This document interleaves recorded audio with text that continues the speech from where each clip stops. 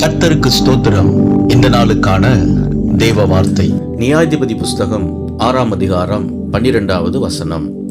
பராக்கிரமசாலியே, கர்த்தர் உன்னோடு இருக்கிறார். இந்த நாளின் தேவ வார்த்தையின்படி ஆண்டவராகிய இயேசு உங்களோடு இருந்து பெரிய காரியங்களை அவர் செய்வார்.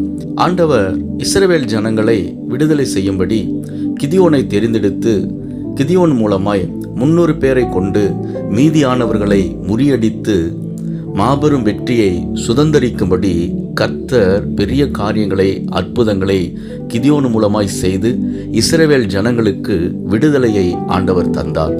அன்பானவர்களே, உங்கள் வாழ்க்கையில் கூட சில காரியங்கள் ரொம்ப பெரிதாக இருக்கலாம்.